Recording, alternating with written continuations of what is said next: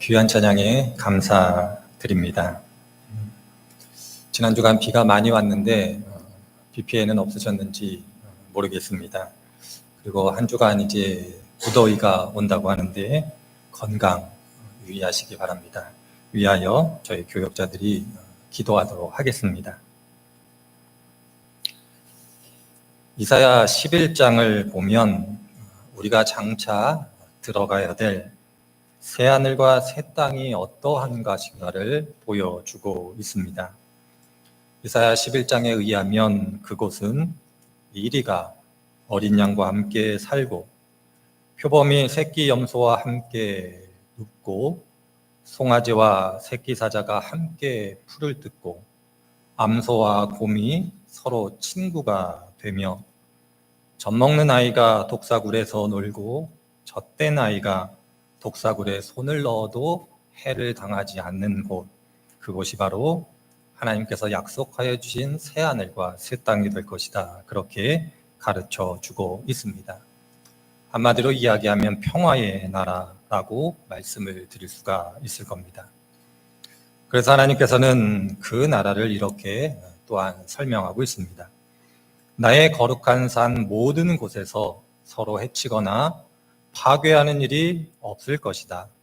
물이 바다를 채우듯이 나를 아는 지식이 온 땅에 가득하기 때문이다. 그렇게 말씀하고 계십니다.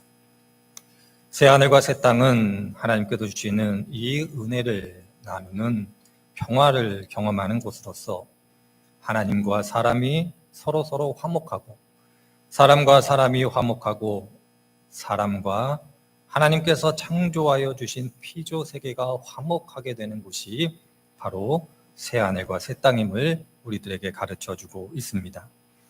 바울이 로마서에서 그렇게 소망했던, 그리고 그가 그렇게 간절히 바랐던 곳이 바로 새하늘과 새 땅임을 알게 됩니다.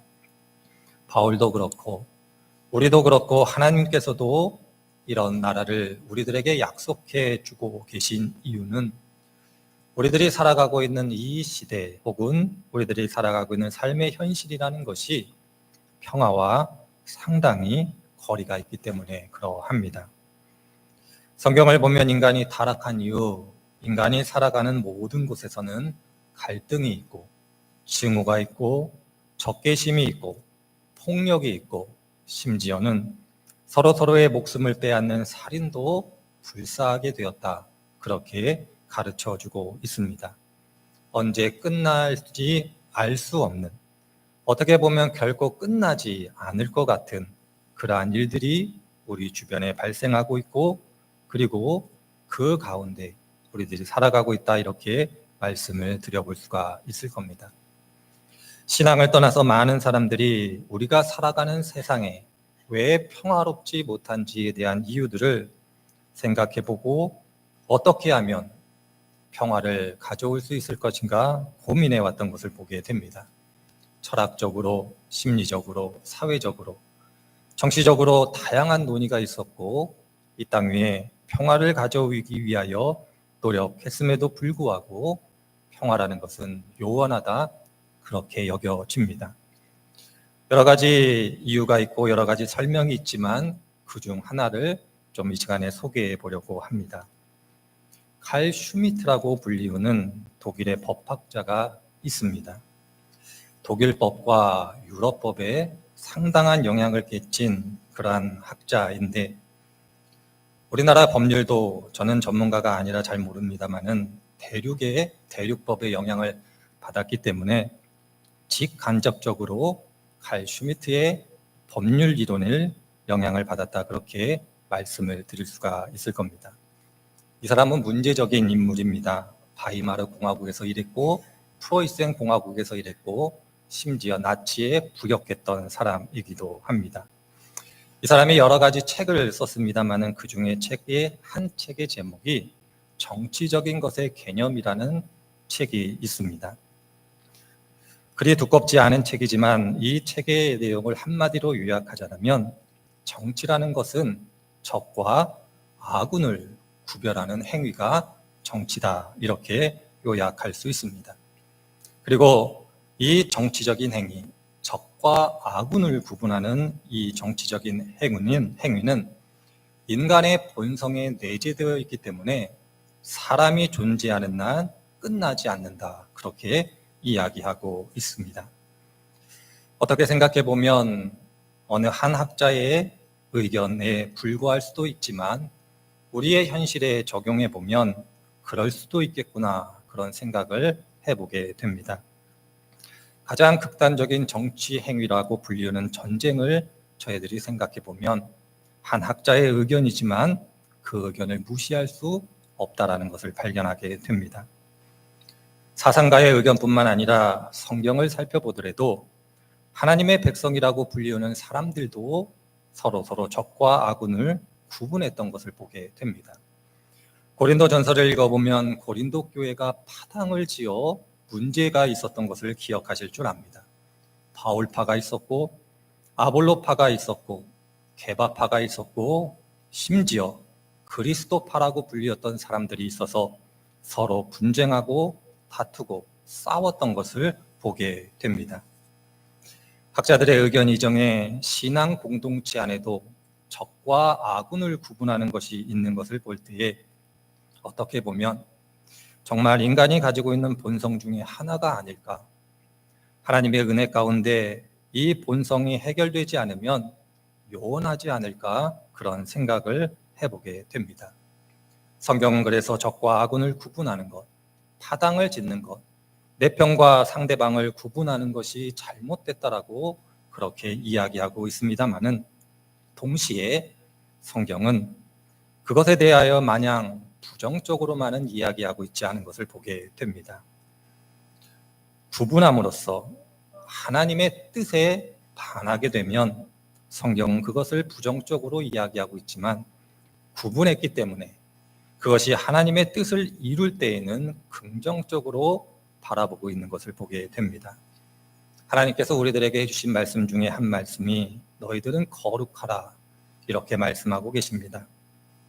거룩하라는 것, 여러분들이 잘 아시는 것처럼 구별하라, 그 의미임을 기억할 때에 하나님께서 우리들에게 말씀하실 때에 우리들이 나누어짐으로써 분쟁이 발생하면 문제이지만 나누어짐으로 하나님의 뜻을 이룰 수 있다면 그것은 하나님께서 문제 삼고 있지 않은 것을 발견하게 됩니다.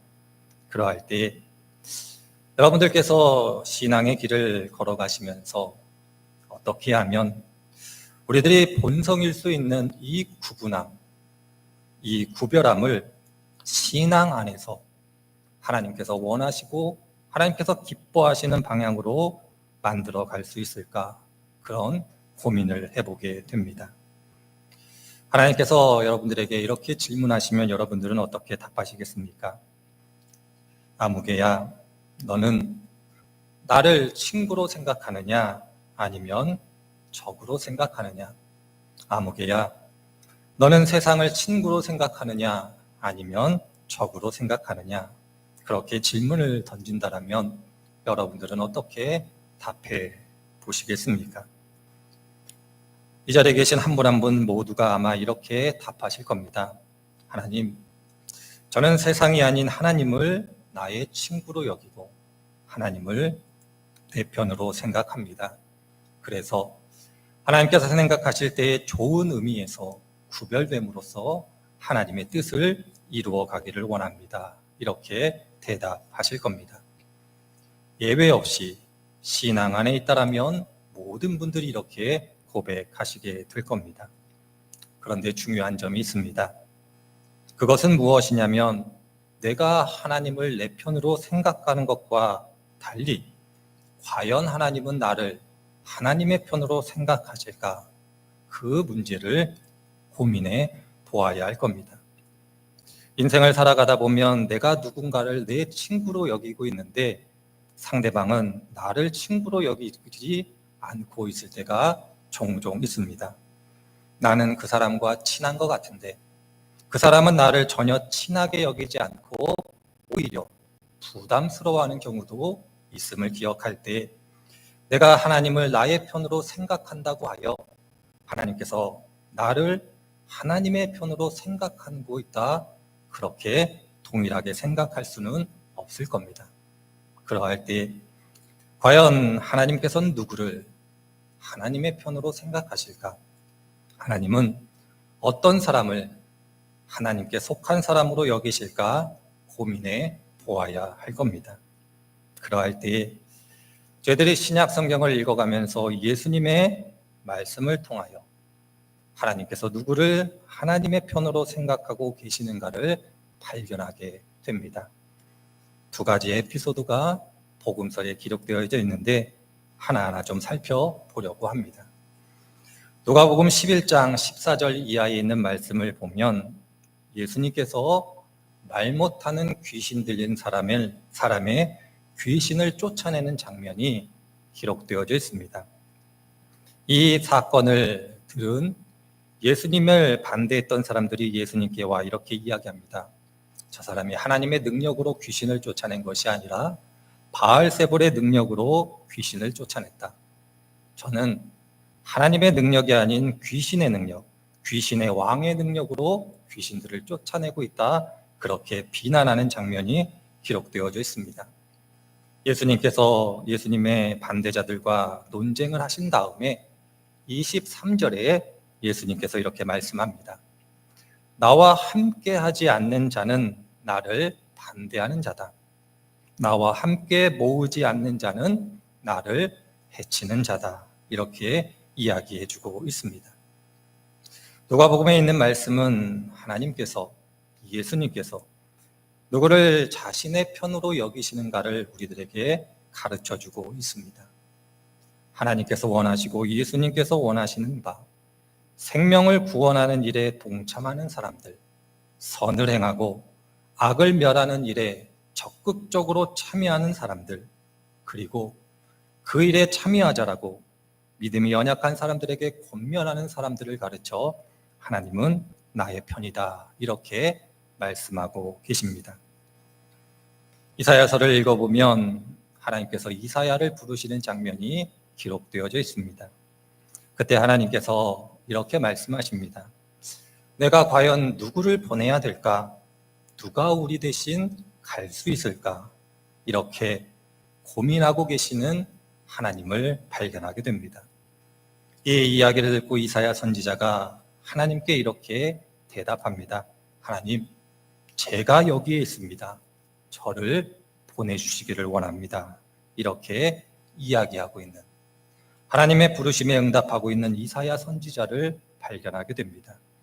하나님께서 부르셨을 때 주저하지 않고 능력 주시는 하나님의 도우심을 믿고 담대히 주어진 소명을 감당하는 사람, 그럼으로써 그가 하나님의 영광과 그가 살리고자 하시는 생명을 구원하는 일에 동참하는 사람, 그를 가르쳐 하나님은 내 편이다, 이렇게 말씀해 주고 계십니다.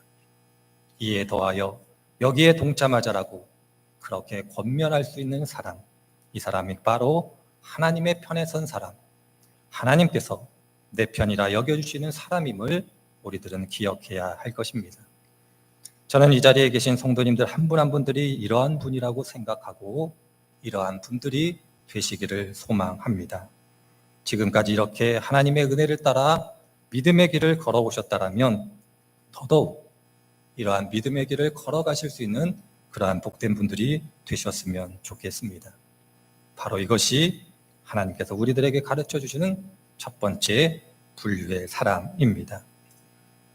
그런데 마가복음을 보면 하나님께서는 이러한 사람들만 내 편이다라고 여겨주시는 것은 아니다라는 것을 발견하게 됩니다.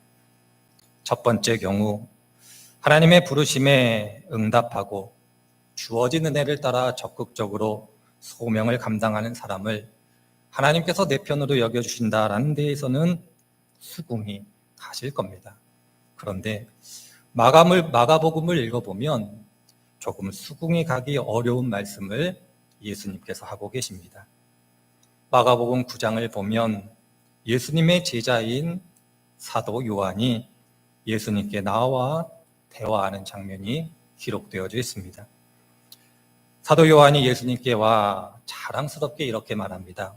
예수님, 선생님, 제가 지내다 보니까 선생님의 이름으로 귀신을 쫓아내는 사람들을 만나게 됐습니다. 그럴 때 내가 우리를 따르지 않아 제가 그렇게 하지 말라고 막았습니다. 이렇게 자랑스럽게 이야기하는 요한 사도를 보게 됩니다. 아마 요한은 칭찬을 기대하고 예수님께 이렇게 말했을 겁니다. 그런데 예수님은 요한 사도의 기대와 달리 말씀하십니다. 아니다. 우리를 반대하지 않으면 우리를 지지하는 사람들이다. 그들을 막지 말라, 그렇게 말씀하고 계십니다. 달리 이야기하자면 나를 반대하지 않으면 그 또한 내 편이다. 이렇게 말씀하고 계시는 예수님을 발견하게 됩니다. 사도행전을 읽어보면 사도들이 하나님께서 주신 능력을 따라 예수님을 열심을 다하여 전하고 있는 장면을 보게 됩니다. 복음을 전하다가 공회에 끌려갔을 때에 한 유대 지도자가 유대인들에게 이렇게 이야기합니다. 저들이 하는 일이 사람의 일이면 무너질 것이고 하나님의 일이면 하나님을 대적하는 것이니 그냥 놔두어라. 어떻게 되는지 두고 보자. 그렇게 이야기하는 장면을 사도행전 5장에서 보게 됩니다. 예수님께서 말씀하신 것처럼 나를 반대하지 않으면 그는 내 편이다.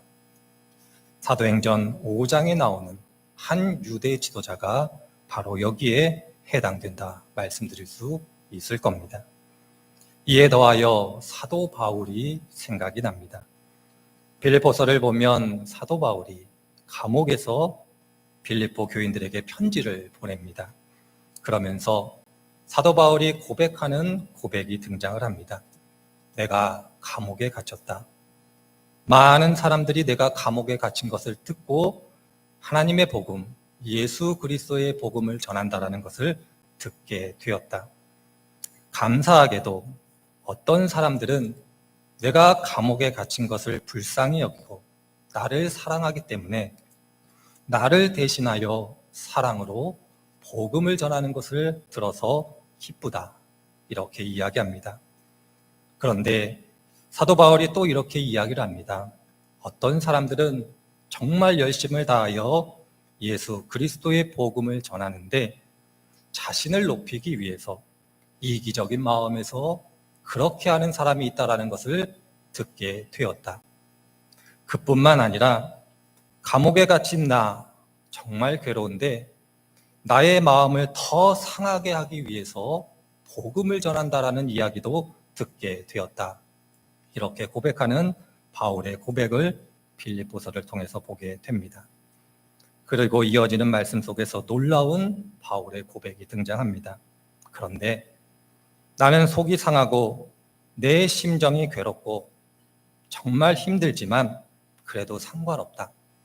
이기적으로 복음을 전하고 자신을 높이기 위해서 복음을 전하고 심지어 나를 괴롭히기 위해서 복음을 전한다 할지라도 나는 괜찮다. 왜냐하면 어떤 이유에서건 그리스도가 전파되고 그리스도가 전파될 수 있다면 나는 기쁘다. 이렇게 고백하는 바울을 보게 됩니다. 어떻게 생각해 보면 이기적으로 바울을 괴롭히기 위하여 복음을 전했던 사람들도 결과적으로 하나님의 말씀 예수 그리스도를 전파했기 때문에 바울이 그들을 인정하고 있는 것을 발견하게 됩니다. 하나님의 뜻에 정면으로 도전하는 것이 아니다라면 비록 자신의 유익, 그것을 위하여 일한다 할지라도 하나님의 뜻이 이루어질 수 있다면 누군가에게 괴로움이 되고 누군가에게 상처가 된다 할지라도 그것이 하나님의 영광이 되어질 수 있다면 그 또한 하나님께서 자신의 편으로 여겨주신다, 그렇게 이야기해 볼 수 있을 겁니다. 하나님은 하나님의 일에 적극적으로 동참하는 사람뿐만 아니라 이기적이든 혹은 누군가에게 피해를 준다 할지라도 결과적으로 그것이 하나님의 영광을 위한 것이다라면 그 또한 하나님께서 자신의 편의로 여겨주심을 우리들에게 가르쳐주고 있습니다.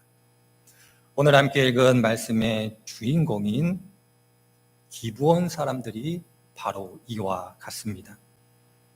적극적으로 가나안 정벌에 동참하지 않았던 것 여러분들이 아실 줄 압니다. 자신들의 안위를 위하여 그 안위가 보장되는 선에서 하나님을 믿었던 사람들이 기브온 사람들입니다.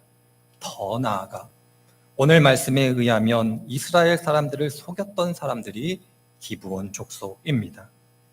이 모든 것을 알게 되었을 때에 이스라엘 사람들이 기브온 족속을 죽이려고 합니다. 그들을 죽이는 것이 합당하다. 그들을 죽여야 된다. 그렇게 결정을 내리게 될 때 여호수아가 그들을 말리게 됩니다. 아니다. 그들도 하나님께서 하나님의 백성으로 삼아주셨고 하나님께서 그들에게도 어떤 역할을 주고 계신다.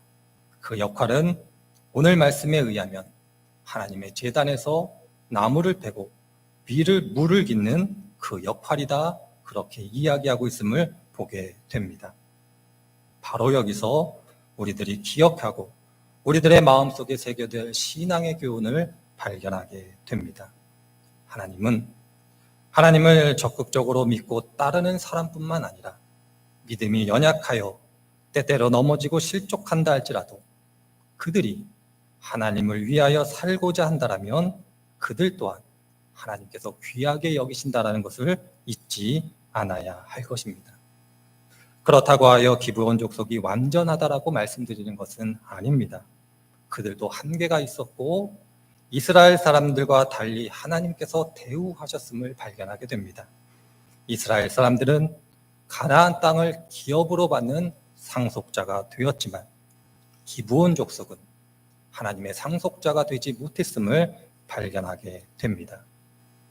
그러나 그 또한 하나님께서 귀하게 여기시는 하나님의 사람임을 기억하라고 그렇게 우리들에게 이야기해주고 있습니다. 그럴 때 저는 여러분들에게 이렇게 말씀을 드려보고 싶습니다. 여러분들이 하나님의 일에 적극적으로 참여하시는 분들이면 기뻐하고 감사하시기를 바랍니다. 그리고 누군가 그 자리에 참여할 수 있도록 권면함으로 하나님께서 주시는 약속의 상속자가 될 수 있도록 그러한 역할을 감당해 주시기를 바랍니다. 그때 혹여라도 기브온과 같은 사람들을 보게 될 때에 그들을 비난하고 정죄하지 않으셨으면 좋겠습니다.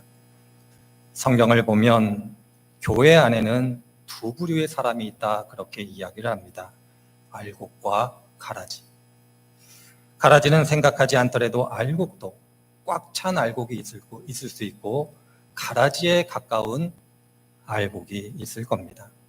그러나 하나님께서는 알곡은 알곡대로 가라지는 가라지대로 구분하시지 알곡 안에서 구분하고 계시지는 않다라는 것을 기억하셔야 할 것입니다. 또한 내가 나를 볼 때에 기브온 족속과 같은 그러한 자리에 있으시면 하나님의 상속자가 될 수 있도록 하나님의 은혜를 구하시기를 바랍니다. 그때 하나님께서 능력을 주실 것이고 하나님의 일에 동참할 수 있는 힘을 주실 겁니다. 바로 이것이 오늘 말씀 가운데 저희들이 배워야 될 신앙의 교훈입니다. 이러한 신앙의 일 따라 저희들이 살아갈 때 이사야 11장에서 가르쳐주는 그 평화가 우리들 가운데 미리 경험될 겁니다. 힘이 있고 능력이 있는 사람은 그 방식대로, 연약한 사람은 연약한 대로 한 공동체 안에서 하나님께 주신 은혜를 따라 서로 인정하고 서로 받아들일 때 이사야 11장이 우리들에게 가르쳐주는 그 평강을 누리게 될 겁니다. 저는 이 자리에 계신 한 분 한 분들의 삶의 자리가 이러한 평화를 누리는 삶의 자리가 되기를 소망하며 저희 대신 교회가 이러한 평화의 공동체가 되기를 소망하고 기도하고 있습니다. 그러할 때 하나님께서 하나님의 편으로 여겨주시는 분들, 그분들을 기억하심으로 더불어 함께 믿음의 길을 걸어가시는 복된 분들이 되시기를 주님의 이름으로 축원을 드립니다.